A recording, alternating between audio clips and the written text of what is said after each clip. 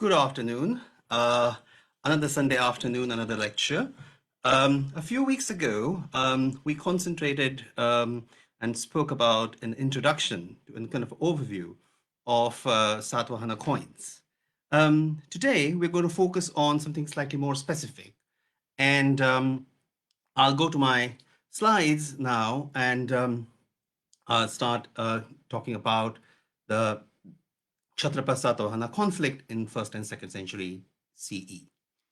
This is another kind of an insight into how coins can help us populate and learn more about certain particular episodes which have been very, very crucial for our understanding of how things developed and functioned in very early early historic period Deccan.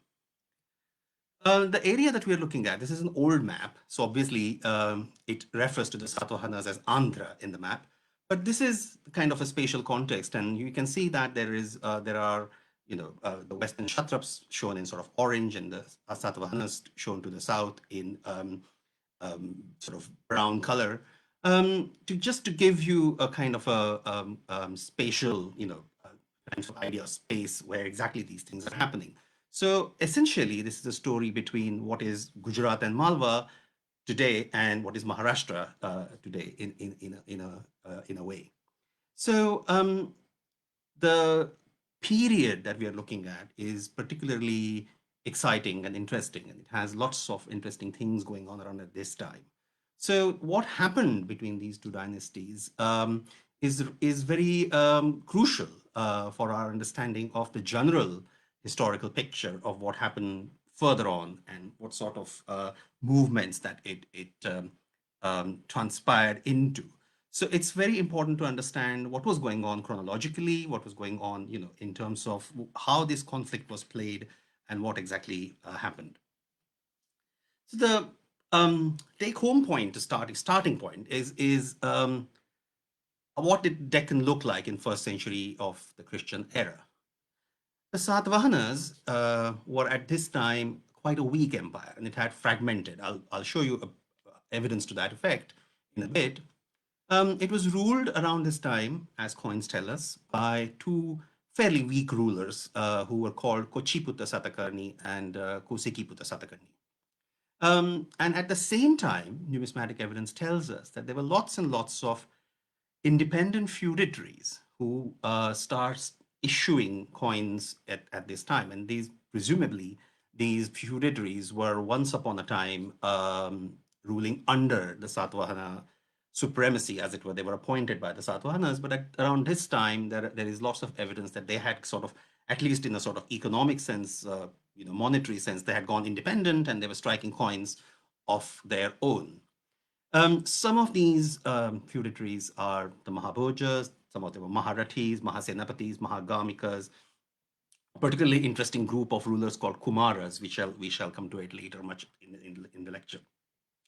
It was also the period when the monsoon winds were sort of discovered, quote unquote, and it saw the onset of Indo-Roman trade. In fact, one of the main reasons why this conflict actually took place was to share the profits of the spoils of this trade that was bringing into this. So whoever was successful in this conflict would have actually gained from this trade. The main players from the sort of Saurashtra Gujarat side into this were the Kshatrapas. Kshatrapas were sort of a governorial post.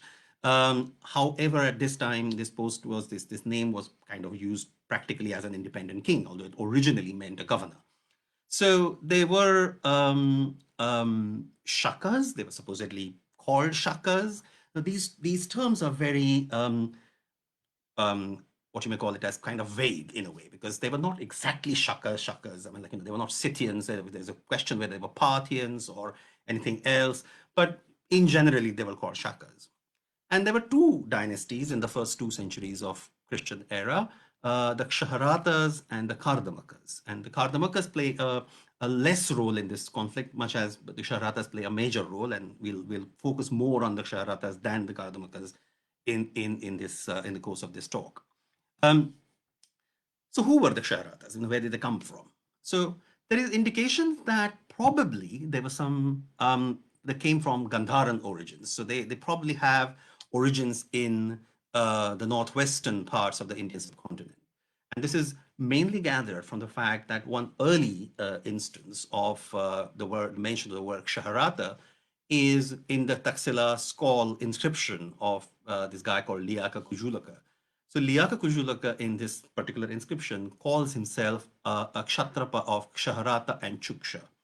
Now, it is quite important to know here that in this context, the name Kshatrapa seems to be a location rather than a race or dynasty. So it's probably that there was a kind of an area called Kshatrapa from where they came or where they were started ruling, and that's how they got the name Kshatrapa picked up from that particular association.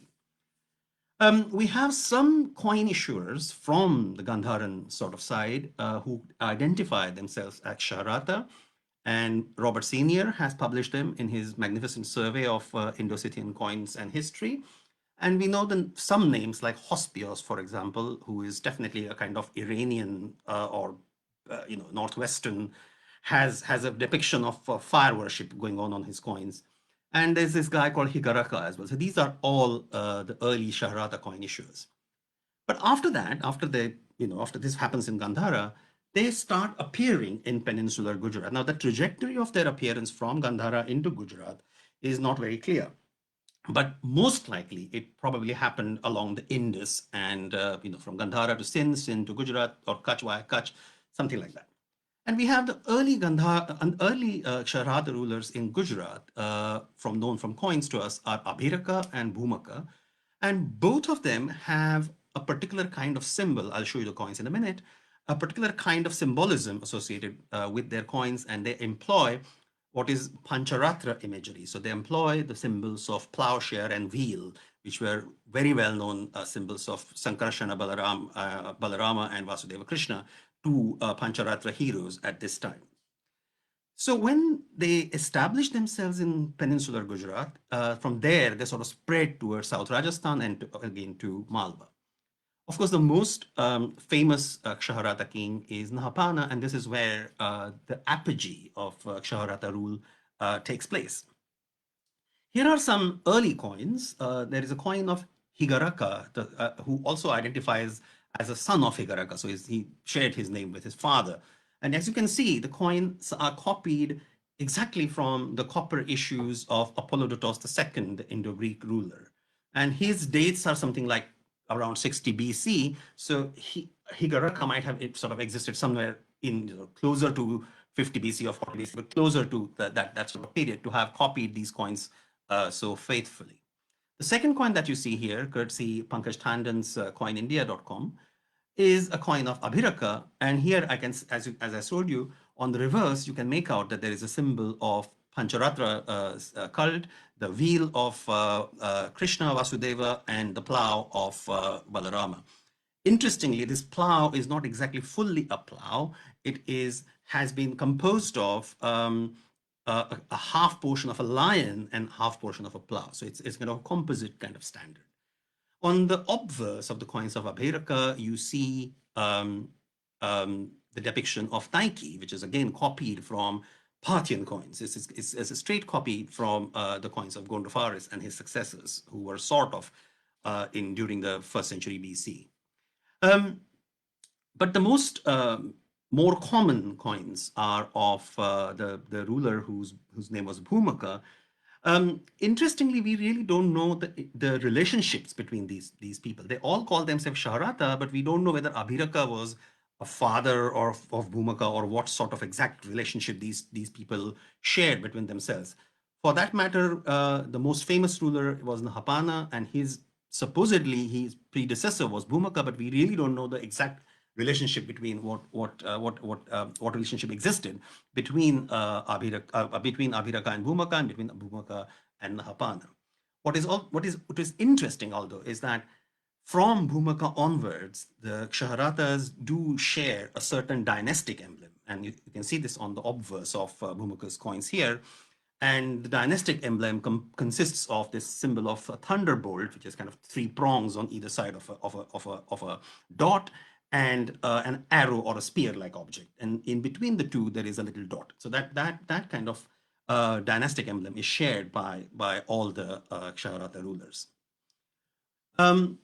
The Satavahanas at this time are represented by these, as I said, these weak rulers called Kochiputta Satakarani and Kosikiputta Satakarani. In each of these, if you remember my talk on the Satavahana coins, I emphasized this particular phenomenon, which I call as regiospecificity, which means that coins show a marked orientation in types vis-a-vis the geographical distribution of these types. So each of these coins are particular to geographical areas. So that on the coins that you see on the top here, the two coins, there's a bull type coins and an elephant type coins. They're both from the geographical area of Nevasa Python. And here we see three examples of Kochiputta's coins, which are from three different geographical areas within what is present-day Maharashtra. So there is Nevasa and Python. Then below, there's an elephant type coin from Nasik. And to the right, there is a lion type coin from Junar, which has his name. Not all of these coins are very well known or very well published. Indeed, some of the coins that I'm going to show you now are absolutely unpublished or new as well, but or lesser known. So that sort of adds another layer of interest, particularly from the collector's point of view, to see something which is not published or something which is new. Similarly, this particular Junar type coin of Kochiputta is not published anywhere. This is probably the first time ever that it is seen in public.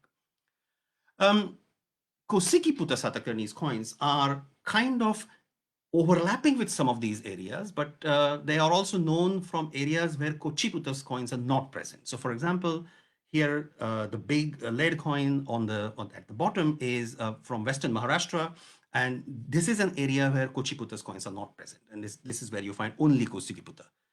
Nevasa and Python, on the other hand, has Kosikiputta coins, and also Vidarbha has Kosikiputta coins, which again, Vidarbha has no Kochiputta coins. So it's a interesting kind of distribution. And if you see this distribution, it gives you an idea that the empire is actually breaking down into these kind of groups. Some kings are ruling in some parts, some kings are not ruling in some parts. So it's a kind of a slightly higgledy-piggledy picture. So this actually exemplifies the kind of weakness that the Satavahana polity was suffering around at this time. Some of the feudatories that started issuing their own coins at this time, I'm going to show you some examples. The first example, again, is a new coin. It featured in my thesis, but it hasn't been published elsewhere.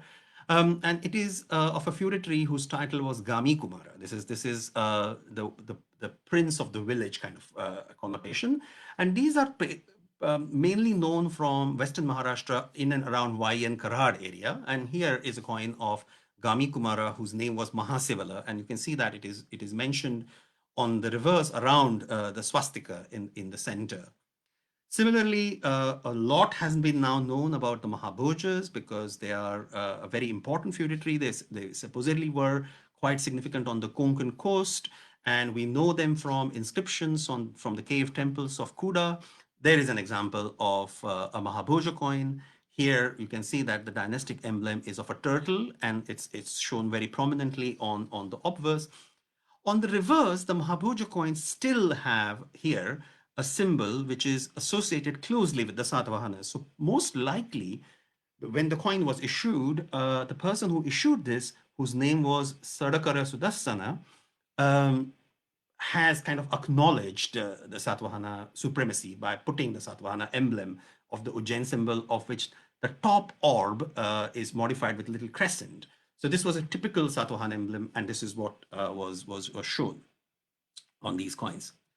In other parts of the empire, in Vidarbha, we have examples of Mahagamika coins, and here we have a coin with an inscription which says Sagamanam Mahagamika, and this actually, the Mahagamika who struck this coin identifies himself to be a part of a dynastic family by using a plural appellation ahead of his name. So he is Mahagamika of the Sagama family. So Sagamanam Mahagamika.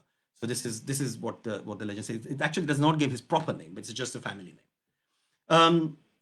Another variation on the theme are coins of this chap called Maharathi Samata. And you can see that those of you who are familiar with Satavahana coins will see immediately that the reverse tree emblem is very typical here of the Nevasa Python kind of category of regio-specific coins. So most likely this is a Maharathi that was ruling in this part of the world. But on the obverse, he has again a swastika, and the inscription sort of goes around it, reading Maharathi Sa Samatasa. So this is another new coin. This is again not really published anywhere. In the first phase of this conflict, well, I say first phase, the main phase, I should say. So we have these key players emerging. So as I said, the most important Kshatrapa player was the Kshatrapa Nahapana, and his adversary, who came to be known very famously, was the famous Satavahana ruler Gautamiputra Siva. What are the sources that we have on hand?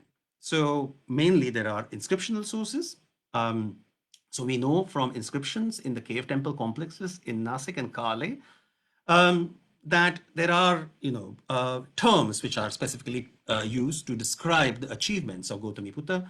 And for example, we know that in the eulogy that his mother wrote for him in the 19th regnal year of his son, so quite late after Gautamiputra had died, that he was called the exterminator of the Kshatrapa race. He was called Kshatrapa Vansa Niravasesa. So he's someone who actually has completely extinguished the Kshatrapa dynasty.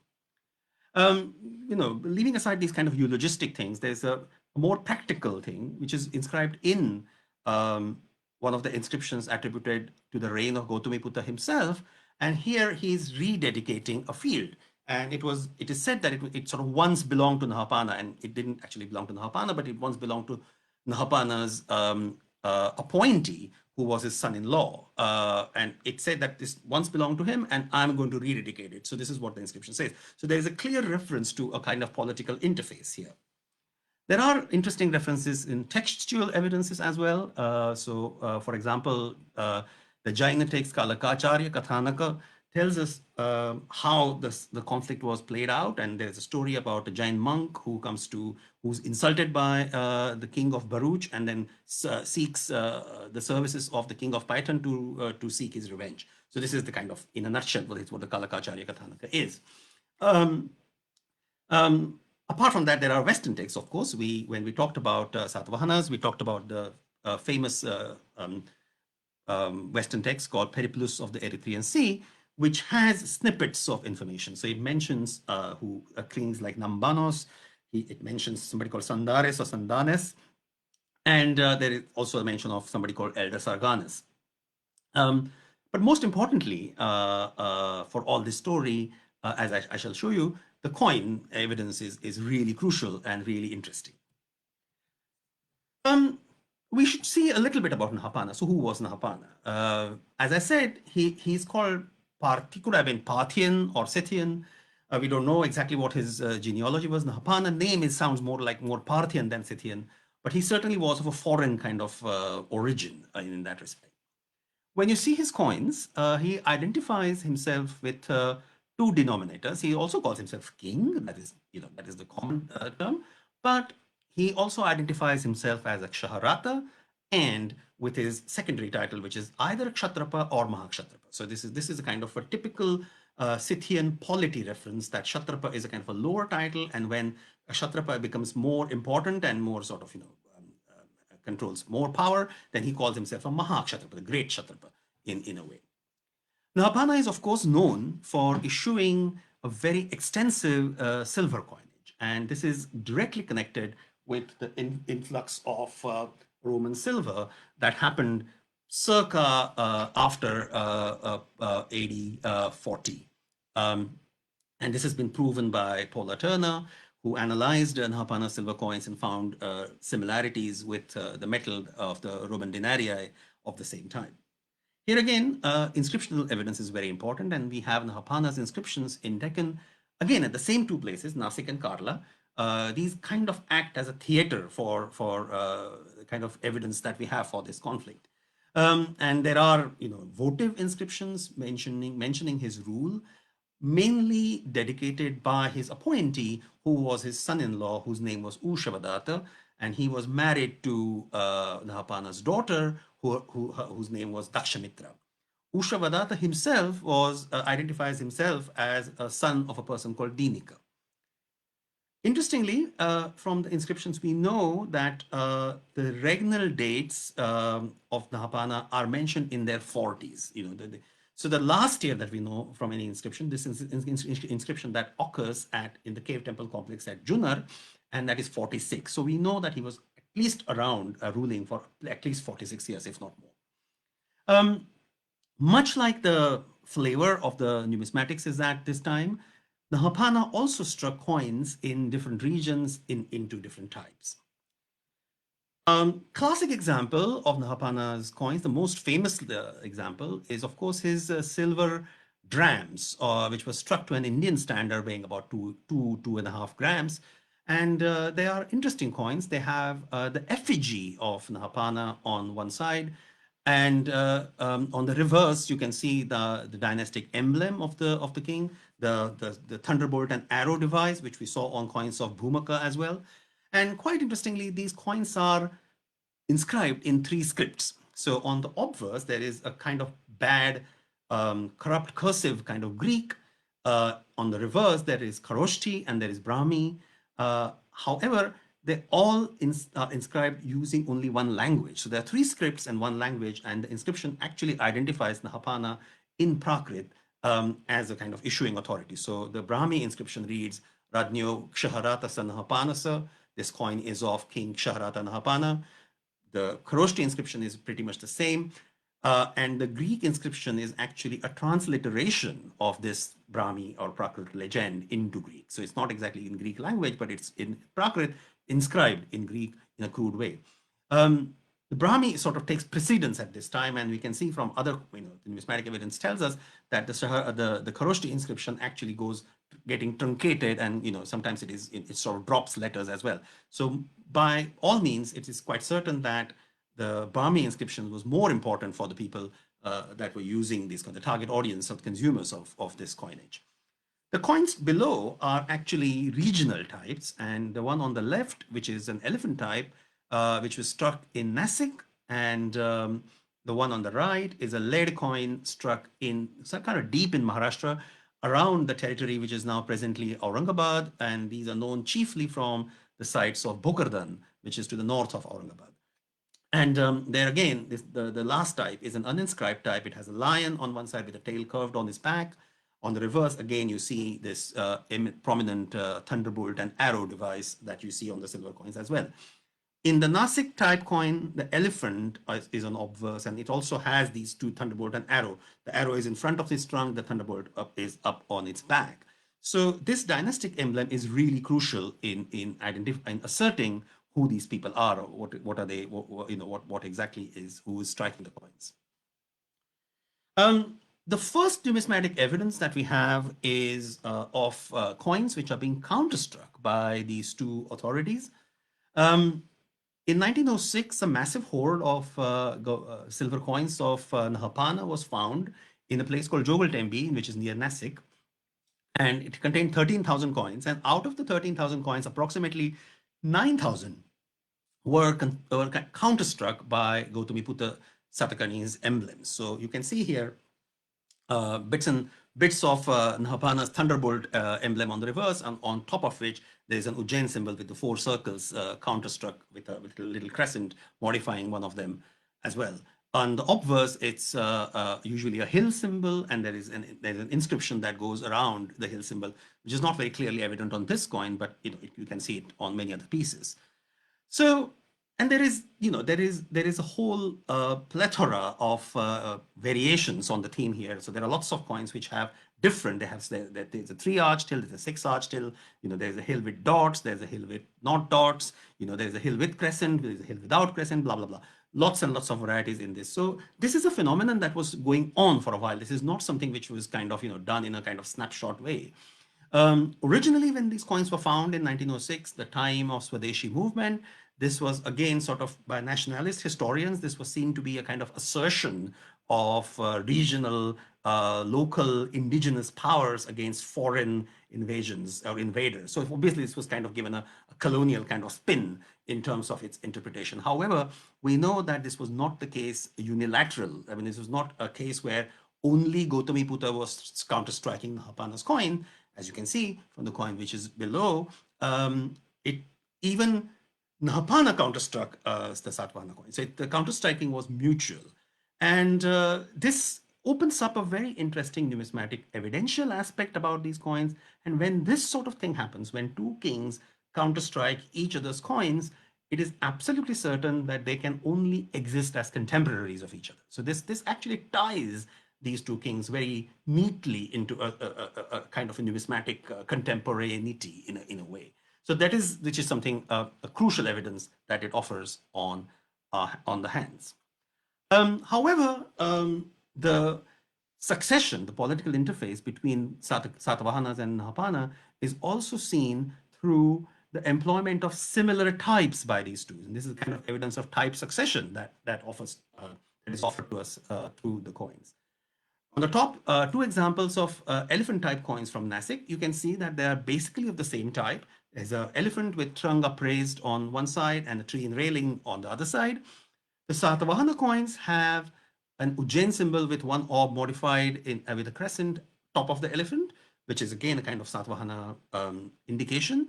The inscription reads Ranyo Siri Satakanisa, so it has a particular reference to the Satavahanas, but the same symbol is very conveniently replaced with the thunderbolt and arrow on the top of the elephant on Nahapana's coin. So here we are.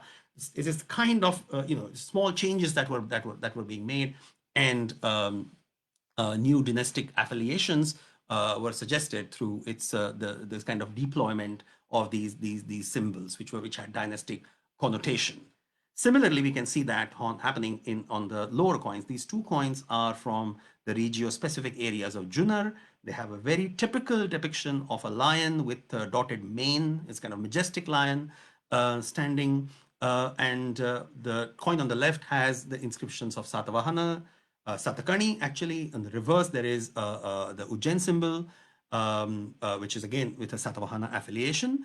But on the coins of Nahapana, you can see that the line is executed exactly comparable to the Satavahana issue. But on the reverse, the symbol is replaced with the thunderbolt and arrow symbol. And there is a bow and arrow there as well. What that signifies, we'll see in a minute. That's a very interesting bit of evidence on hand. We know from Periplus that there was a king called Nambanus, and this is section 41 of the Periplus of the Erythraean Sea, which reads, beyond the Gulf of Baraka is that of Barugaza and the coast of Ariake, which is the beginning of the kingdom of Nambanus and all of India. So this is where Periplus posits the beginning of India. And it's obviously, it refers to the coast is called Surastrian. So it's definitely Saurashtra, which so it's contextualized in a spatial manner into Gujarat. For a long time, there was a debate about who exactly this Nambanus is, and lots of people gave different evidences or stories. And until this coin was discovered in collection of our good friend Jan Lingen from Netherlands. And here, for the first time, I noticed that the inscription on the obverse was not a Greek transliteration of the reverse inscription, but it was a Greek inscription in its own right. And it is written Basilios Saratu or something like that, which is not very clear. So, and it says Nambanu or Nabanu. So Nabanou is very clear on this. So this was the first evidence that we find from coins that actually Nambanus that was mentioned in the Periplus must be definitely Nahapana. Not that we didn't know that, but this was a kind of clinching evidence that we got through the coins. Subsequently, many more of this variety of coins have been discovered, but this was published about 15 years ago by me in the Journal of Oriental Numismatic Society. And this by then that was the first coin known of which has this kind of this legend Basilios Ratu Nambanu on it. We have some interesting counterstruck coins again here, and this help us to date Nahapana's, not only Nahapana's reign, but its kind of contextualization with the Satavahana rulers, and also the fact that he is mentioned in Periplus, then sort of in an indirect way helps us this to give a date for the Periplus Sea of Erythraean Sea as well. So you can see that these three coins are all counterstruck coins. The first coin is the coin of Nahapana, which is counterstruck over the coin of Sasis, who was an Indo-Parthian king in Sindh. And he's sort of placed to rule between 20 and 46 AD by the dating proposed by Robert Senior. So this is where Nahapana is sort of, Nahapana's coins are counterstruck on it. And you can see that here is the kind of little remnants of the undertype that one can see. These are the remnants that identify these as the coins of Sasis, who was an Indo-Parthian king in Sindh. Similarly, down here, the second coin is actually of Sasis, and that is counterstruck on Nahapana. So here you see that there is a kind of a line that is the back of Nahapana's bust that is kind of peeping out from the bearded bust that Sasis's coins from the Sindh area show. And you can see on the reverse, there is a depiction of a Nike here. So this means that, again, as I said before, Sasis and Nahapana can only exist as contemporaries because they are mutually counterstriking each other's coins. So we can quite certainly place Nahapana with sort of, with in first, there's a middle of first century AD as a contemporary of Sasis. There is a third coin here, which is a coin of Nahapana, but which has been counterstruck upon the coin of Satavastris. And this is not very clear, but most likely this is a coin of Satavastris. And Satavastris was was a successor of Sasis in the same Sindh area. So we know that Nahapana's reign actually overlapped with two of the Indo-Parthian rulers, which were to its sort of northwest in Sindh, while he was ruling in Gujarat. So these are extremely crucial numismatic evidences, which tell us, kind of give us some, very firm nails to pin the chronology of these issues down. So this is how coins most wonderfully offer us evidences for chronology of disparate issuing authorities. The second question was in section 52, we mentioned in Periplus, the king called Elder Saraganas. And here it says the market towns of this region are in order after Barugaza. Supara, the city of Kalyana, which is in the time of Elder Saraganas, become a lawful market town. But since it has come into the possession of Sandaris, the port is much obstructed. So this is a kind of reference to Kalyan, which is to the north of Mumbai, being ruled by this king called Elder Saraganas just before the Periplus is mentioning. So it is, now while the Periplus is being written, it is under the rule of this guy called Sandaris, who we don't know who he was, but before him there was a king called Elder Sarganas, and he obviously was ruling here. Quite interestingly, we know of very few, but very crucially, coins of a king called Gautamiputra Siva Satakani. And he also has counterstruck Nahapana's coins, as you can see from this example, which I've shown here. And this tells us that Nahapana's reign was actually overlapped by two Satavahana rulers, not one, but two Satavahana rulers. One, of course, was famously Gautamiputra Satakani, but there was this other chap called Gautamiputra Siva Satakani. And the most likely explanation is that since both have the same mother's name or same mother's Gotra, Gautamiputra, it's quite likely that Gautamiputra Siva Satakani was an older brother of Gautamiputra Satakani. And that is why he is being mentioned in the Periplus as the elder Sarganas. This is quite crucial.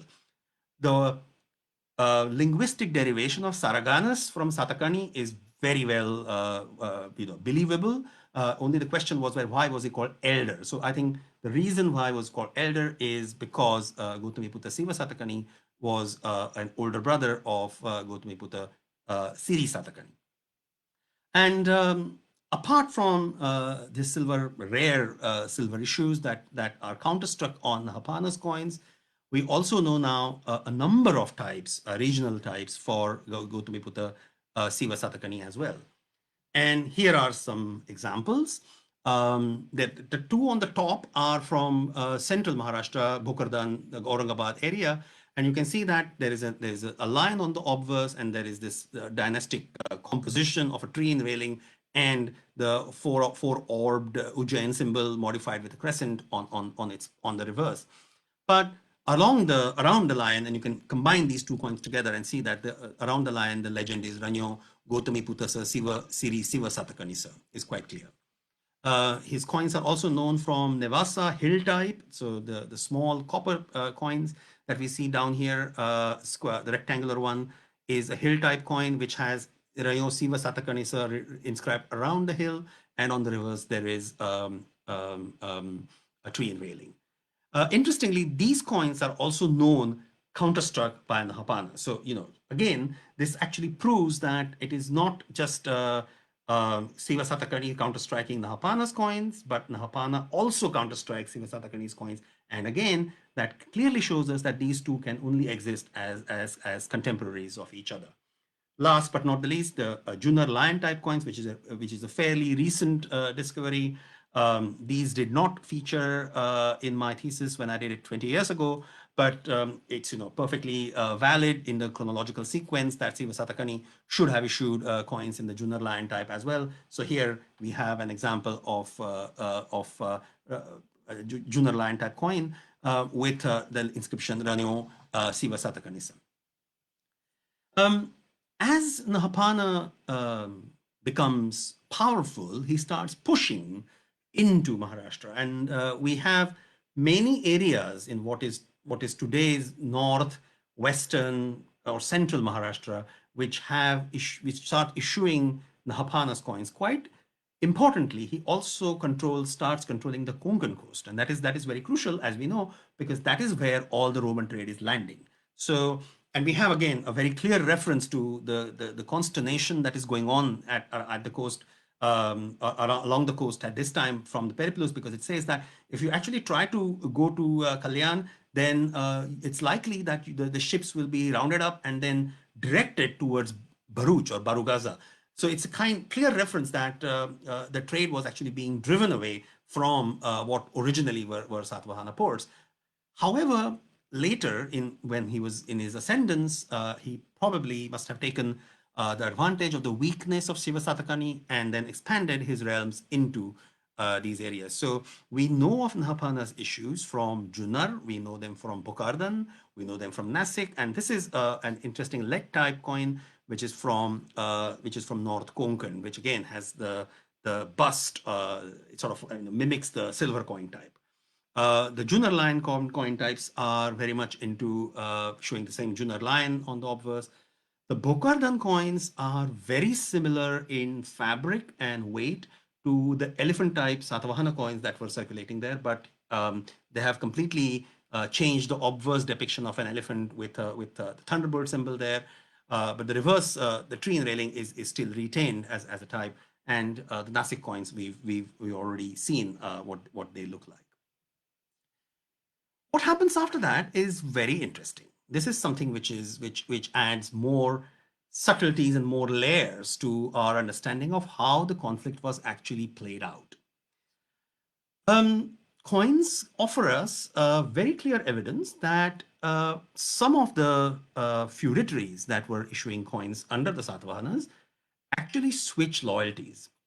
So, as an example, we have Mahabhoja Sivama, whose coins are here, and we saw the previous coins of his predecessor, who was Mahabhoja Sadagara Sudarsana. The obverse motif remains the same. It still has the turtle on obverse and the inscription going around it. But Sudarsana's coins had the Ujjain symbol on the reverse as a kind of Satavahana affiliation. See what happens on Sivama's coins. He changes it to the thunderbolt and arrow device and adds to it his own symbol, which is has a certain dynastic flavor to it. It's a kind of an ornate triangle-headed standard that appears on the side of Nahapana symbols. Very similarly, something happens much deeper into Deccan, and this is a coin, a lead coin that is known from the excavations at Kondapur, which is in Telangana. And this is a coin issued by a feudatory whose name was um, uh, Bharadaji Putra or Bharadwaji Putra, and he identifies himself as a Mahasenapati of the lesser branch of the Sangama family. We saw the Mahagamika coin a little while ago. That was a Sangamana Mahagamika. So he was the Mahagamika from the Sagama family. This is a Mahasenapati from the Sagama family, but he identifies the Sagama family as the lesser branch. It's called Sagamanam Chutu Kulasa. So it's a small branch of the Sagama family. And here again, we have his coins. Some of his issues have the Ujjain symbol on the reverse, but on this particular coin, he says it is kind of reflected that he's changed his affiliation and he's adopting the Kshatrapa emblems in the south. These coins actually flummoxed a lot of early researchers, including V.V. Mirashi, who kind of came up with this idea that this Mahasenapati must have been a Kshatrapa himself, and he might have escaped the ultimate conflict and then established his own kingdom in around Telangana. However, that is not such a justifiable theory anymore. It is much more likely, much more logical, as we shall see in a minute, that this is what was happening. This was the Maharathis, the Mahabhojas, and the feudatories who were under Satavahanas. Some of them appear to have changed loyalties, and they go along with Nahapana. So this is what makes the Satavahana position. I must have made the Satavahana position quite difficult because it's they have kind of enemies within their midst, as it were.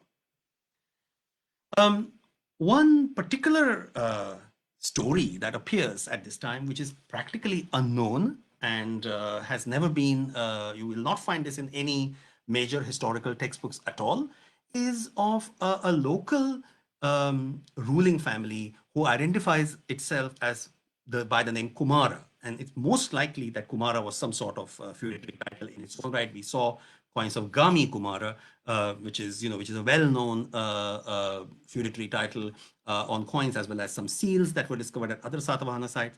But Kumaras at this time are sort of you see the area on the map which is marked in red. That is their core area. And they appear to have patronized in this area. They seem to have been in first century quite important ruling entities.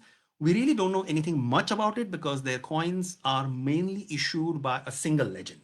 It's just kind of formulaic legend. I'll show you the coins in a minute. But towards the middle and after the middle of first century AD, their domain, they sort of expand into this area, which is kind of blue, roughly.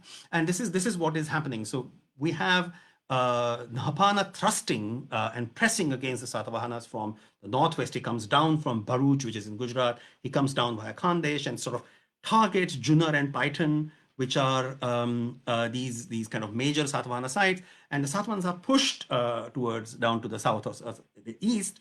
And that actually creates an opportunity for people, for local dynasties like the Kumaras of this region to expand their realm into a significant aspect. The early coins of the Kumaras are exemplified by, they're mainly lead. There is nothing else. There's no other coins which are known. Most of them have the inscription in the name of Isamula. So most of them have legends which read as Kumarasa Isamulasa. So they identify the coins to be issues of somebody who was a Kumara and who was Isamula. However, there are certain exceptions. The top coin here on the top right, there the issuer's name is Karanalavi. And we don't know who this was, but it's definitely within the same kind of general typology of these coins and also the find spots.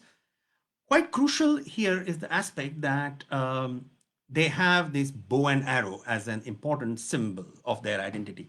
This is the time when when dynastic entities are issuing coins with kind of symbolic identities of their own. So when coins have certain symbols, we know that they have certain political affiliations as well. So an example of Karnalavi, which is up there, which is a standing lion. Lion again is one of the main symbols of the Kumara dynasty. But on the reverse there is a bow and arrow. A big coin, the second coin here again has a lion. On the back there is this ornate triangle-headed standard, and the inscription reads Kumarasa Isa Mulasa around the lion. On the reverse, there is kind of generic symbolism. There's a tree, there's a kind of wavy line. But to the left of the tree, there is a bow and arrow again. This bow and arrow makes a very important appearance. The lower coin, again, same legend, Kumarasa Isa Mulasa, it is kind of inscribed around the bow and arrow symbol.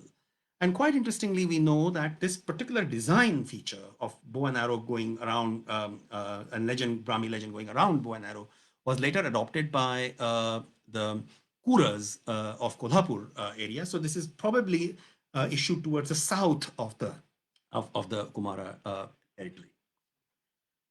But one of the Kumaras, whose name is Vasitiputa Isamula, emerges in this time as a key regional player. And his coins, for the first time, we find struck in the typical style and type of Junar. And you can see that here. You can see the lion on obverse, typically Junar lion.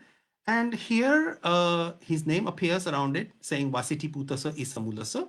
But on the reverse, quite interestingly, there is the tree railing, and here his name appears as Mahakshatrapa. So he's not just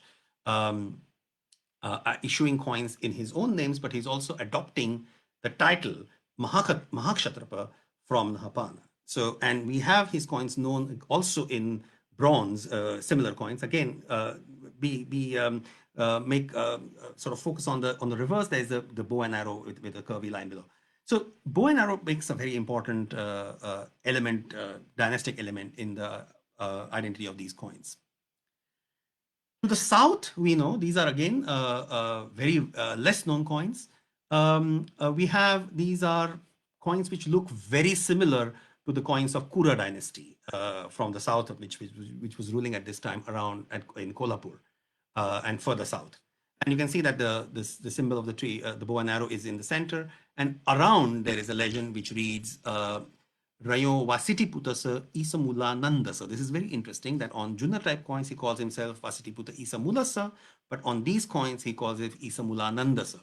Why does he add this particular appellation Ananda to the title? We don't know, but it seems to be that it's some sort of nomenclature style that they can add or can omit the Ananda endings to their names at this time. So we have other examples from other parts of the south central peninsular India as well, where this happens. But here, these are two coins of Isamula, which are from the southern type. So we can see that to the north, he's issuing coins from Junar type, whereas on the south, he's issuing coins from the Kolhapur kind of type. So this is the kind of area that he's functioning in. In the meantime, Nahapana does something very interesting again at Junar. This is an example of a Junar lion type coin, courtesy collector, Mr. Amit Lomte. And here you see that this is an issue from Junar, which the inscription is not very clear on this particular coin, but there are other coins where it's very clear on. Identifies Nahapana only as a Kshatrapa. So the inscription here is Ranyok Shaharatasa Nahapana. On the reverse, thunderbolt and arrow. The second coin, which is at the bottom, identifies Nahapana as Mahakshatrapa. So here the inscription is Rayo Mahakshatrapa Nahapana. Interestingly, here, when he adopts the Mahakshatrapa title, he also includes the bow and arrow into the design. So this to me suggests that there's a link up between Nahapana and Vasitiputa Isamula, whose dynastic emblem is the bow and arrow. And this is where the two are sort of joining hands, and that joining hands is actually witnessed through this numismatic typology. And also the fact that Vasitiputa adopts the Mahakshatrapa title himself, he also becomes a Mahakshatrapa in his own right, shows us that there is something more than just political alliance going on between. It is quite plausible that Vasitiputa Isamula might have become a Mahakshatrapa in his own right in the Junnar region after Nahapana was eventually defeated by Gautamiputra Satakani. So the chronology of the conflict sort of pans out in this way. I mentioned that there was this is the rededication of the field inscription in Nasik. That is actually dated in the 18th regnal year of Gautamiputra Satakani. I also said that the regnal year that we know of Nahapana, the last regnal year that we know, is 46. So somehow the 46th regnal year of Nahapana must have ended before the 18th regnal year of Gautamiputra Satakani. What happens after Gautamiputra Satakani defeats Nahapana and probably kills him is that Chashtana, who is the first ruler of the Kardamaka house, starts ruling in its own right, and he becomes a Mahakshatrapa at this time. So he sort of inherits the title of Mahakshatrapa in the mainland, in Gujarat and Malwa from Nahapana. And as we all know, that is the inception of Shakka era. So the rule that is marked of Chashtana as an independent ruler marks the beginning of Shakka era, and that is very well established. That is the AD year 78. So if Nahapana's rule was 46 years, we can tentatively deduce that his reign must have been from AD 33 to AD 78, roughly. This means that Gautamiputra Satakani's reign must have started 18 years before 78, and that must be AD 60. And we know from inscriptions that he ruled for about 25 years. So he probably ruled from AD 60 to AD 85. So this is again quite a crucial thing. So Nahapana's early Satavahana contemporary must have been Gautamiputra Siva Satakani, as the coins tell us, and as such, Siva Satakani's reign must be roughly between 33 and 60 AD. So these are the two kings that are sort of contemporary with Nahapana. Also interesting to note is that Nahapana, again, you remember that he's contemporary with Sasis.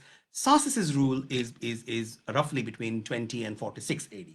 So all these dates make perfect sense if we sort of remember what this picture looks like. I mean, it's not exactly, you can't really pin this down with in exact years, but this is roughly within give a year or two or three around. This is what is happening around this. This also inter alia helps us to date the Periplus, and that is sort of 50 to 60 AD. And this is again sort of matches with all the descriptions that we occur. So they make sense if we assume that it was written in 50 to 60 AD. The overlap between Chashtana, I said that Chashtana becomes a Mahakshatrapa at the end of Nahapana's rule. So he must have been a Kshatrapa beforehand. So so that was the practice. Somebody was appointed Kshatrapa first, and then he assumes the title of Mahakshatrapa. So the early coins of Chashtana are exemplified by this one on the top here, which has this new dynasty symbol. You have to remember that Chashtana came from a different family. He was Kardamaka. He was not Shaharata. So he did not use the thunderbolt and arrow device, but he used this particularly Parthian device of the sun and the crescent on these coins. And then subsequently, later on, he also added the arched hill motif in the center. And then for the Western Kshatrapa dynasty, that the coins that succeeded him for 300 years, that becomes a kind of a generic reverse motif for all of their coins, crescent, sun, and three-arched hill in the center. So that becomes a kind of standard depiction. However, at the earliest coins, they don't have the hill, they only have the sun and the moon on them. And while there are similarities between early issues of Nahapana and early issues of Chashtana and later issues of Nahapana were sort of shown, you can be observed on the coins, clear overlap between the two rulers was not available. And here we have the first time a very clear evidence of the fact that the reigns of Chashtana and Nahapana actually matched. I'm very grateful to Alex Fishman, who sent me this image. And here it's a very clear coin. It's a coin of the crescent and sun type, the early coin of Chashtana as issued as with this lower title Kshatrapa, which is counterstruck on the coin of Nahapana. You can see that there's a thunderbolt very clearly visible on the lower coin here, underneath the device of Chashtana's coins. There is another interesting story that was unearthed not many years ago. And now we know of a new Western Kshatrapa ruler at this time, and his name was Horamurnata. And this is an interesting character because you can see that he has in the center the emblems of the Kardamaka emblems. Right? There is the sun and the crescent. However, very interestingly, in the inscription that runs around it, he identifies himself as a Kshaharata. This is a very interesting thing. So probably what appears to have happened is that Chashtana, when he becomes a Mahakshatrapa, kind of appoints a puppet of some sort under him, who's one of the last Ksaharatas to be on the scene, and his name was Horamurnata. And therefore, Horamurnata strikes coins with the name Horamurnata and the dynastic name Kshaharata, but having the emblems of the Kardamakas in the center. Only 2 coins are known of this chap, so they're very, very, very, very rare. And as such, it seems that he must have had a very transient rule.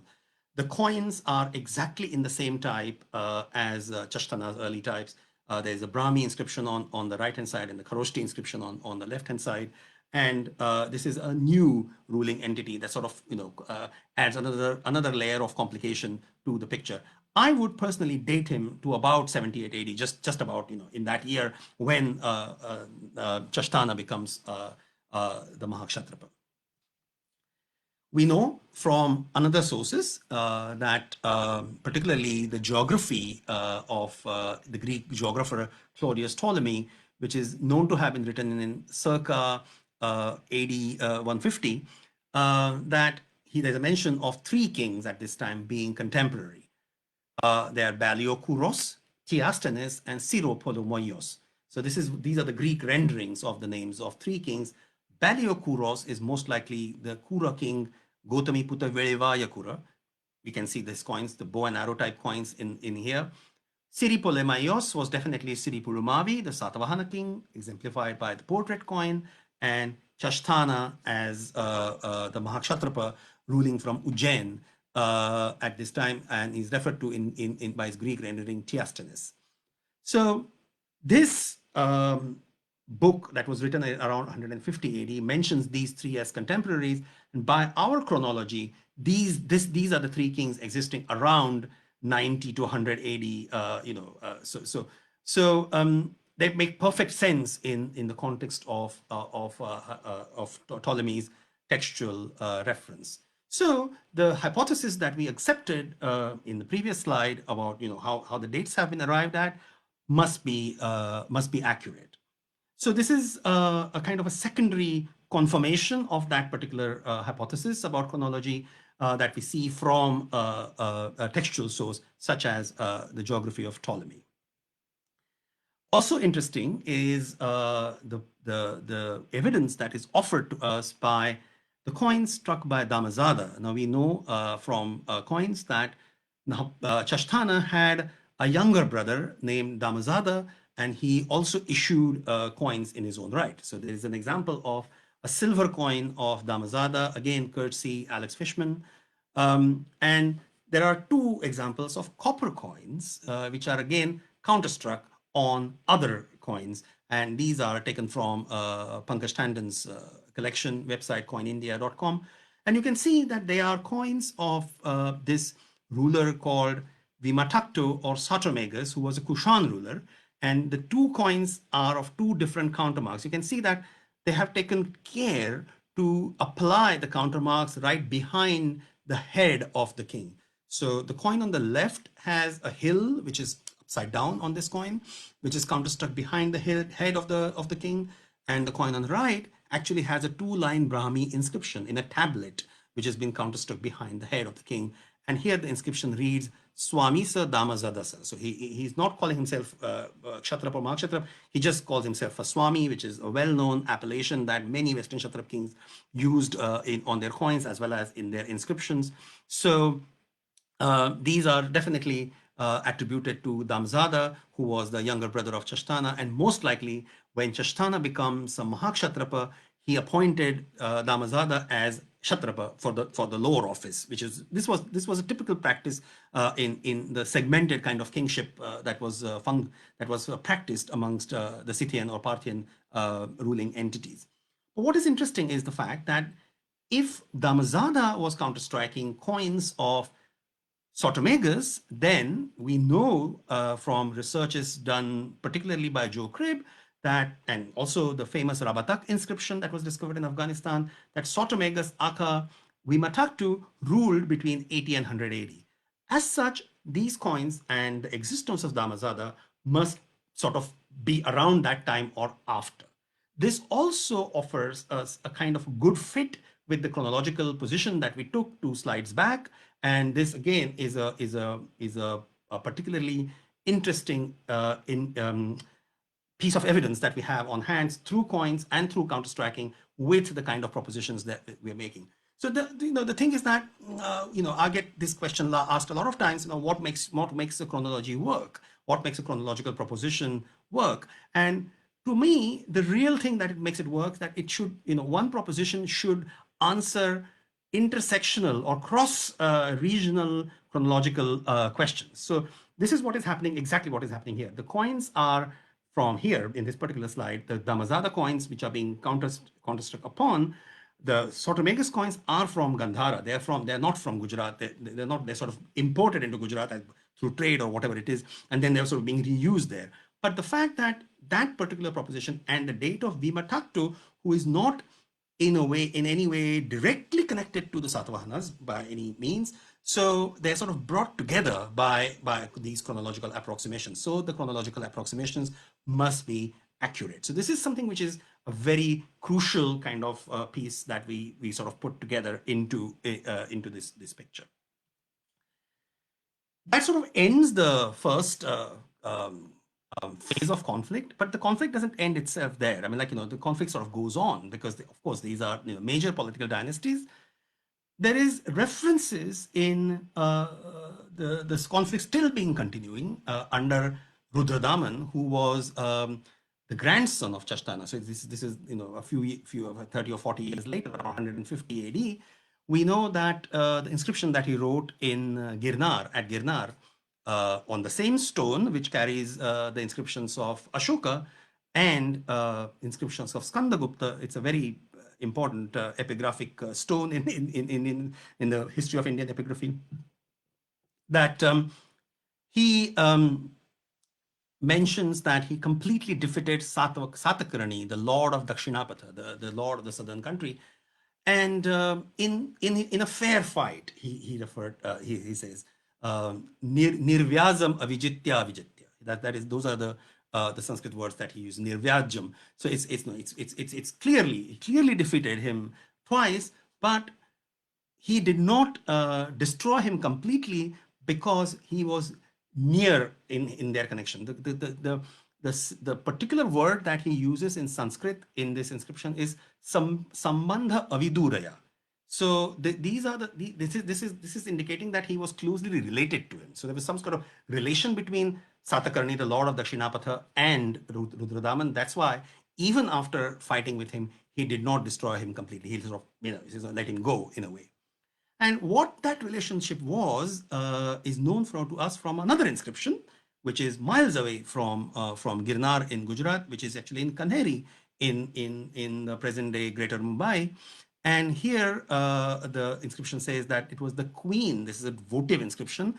The queen and her minister Amatya are endowing a water cistern. And this is what the queen says, that she identifies herself as the queen of the illustrious Satakarni Vasitshiputra, descended from the race of Kardamaka kings and daughter of Mahakshatrapa Ruler. And much like a suspense movie, the inscription is damaged after that. So it's a very funny particular interesting thing. But we know the name Kardamaka, and we know that Mahakshatrapa Ru must be Rudradaman, because this is so it's quite clear from the fact that Rudradaman had actually married off his daughter to the Satavahanas. So they were, although they were engaged in this conflict and they were playing against each other in a way, they were also, had matrimonial relationships with each other.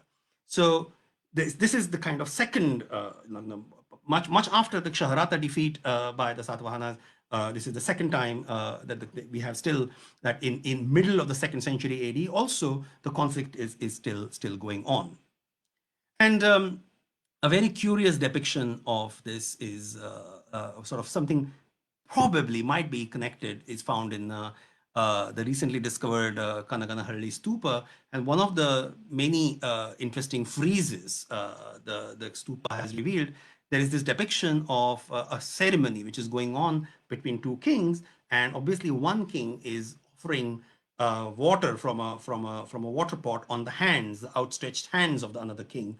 And the identifying of this inscription says that this is the inscription of the victorious Pulumavi giving away Ujjain. So we don't know what is this doing in Karnataka, on a stupa in Karnataka, but there is some story being told here.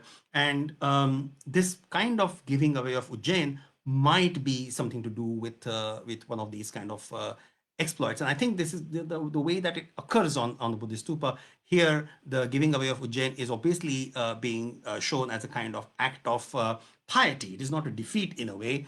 That is identified by the appellation that is used for Pulumavi, and he's called Ajayata. He's the invincible Pulumavi, but he's still giving away Ujjain. So most likely this is a kind of a political scenario which is being given a kind of a religious spin here, and it has been shown that it is Pulumavi who, in spite of being invincible, is giving away a major province or town like Ujjain towards perhaps in piety.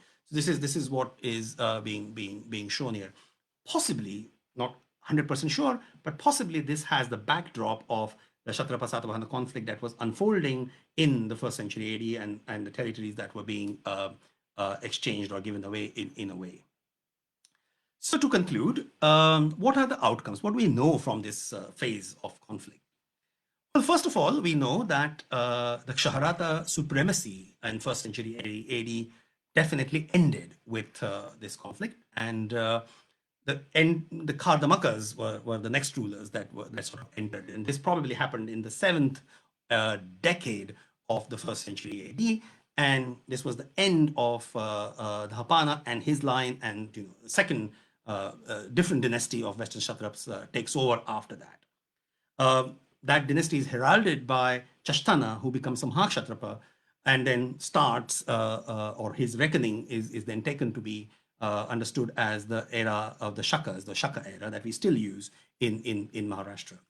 There is a tantalizing hint that somebody called Kshaharata Horamurnata might have just ruled for a little while around at this time of this political transition.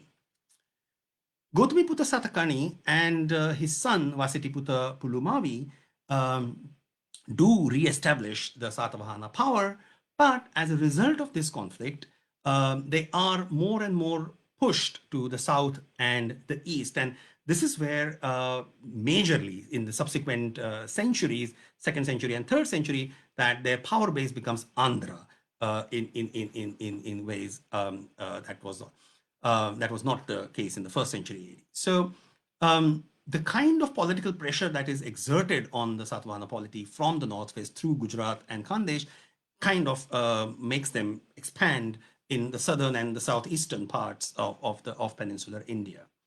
During the reign of Vasitiputra Pulumavi, we know that Satavahana rule gets firmly established in what is now Karnataka, Telangana, and Andhra Pradesh, all the way down to the coasts of the sea, the Andhra coastal Andhra part.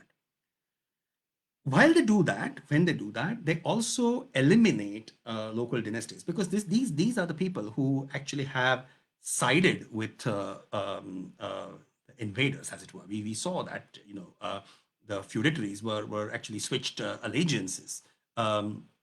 And um, the dynasties that get eliminated during this is not the subject I talked about it very much in this presentation, but they were the Kuras and Sadas and all these local dynasties that were ruling.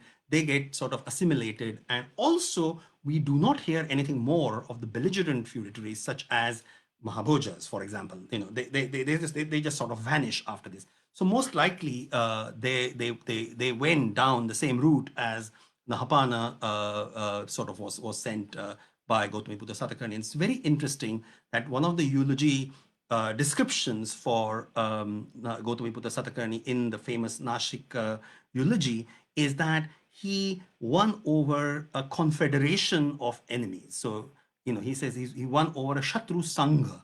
Shatru Sangha and Ripu Sangha are the two words that occur in that eulogy are very significant, because that actually tells us that he was not fighting just the Kshatrapas, just the Western Kshatrapas, but there was a confederation, a group of enemies that had gathered against it. So all these groups of enemies have sort of went off the political spectrum after this particular phase of conflict was over. Rudradaman, of course, continues this pushing of the Satavahanas into the south and the east.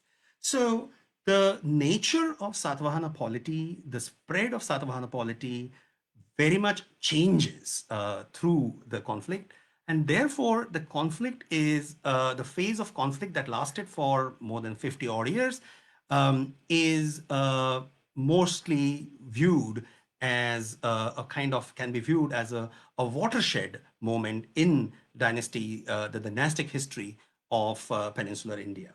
So a very important and crucial phase to understand of what exactly was going on between these dynasties at this time. So with this, I finish my presentation. Well, I probably will be back next Sunday. Oh no, next Sunday we have the Oriental Numismatic Society meeting for the first time on Zoom.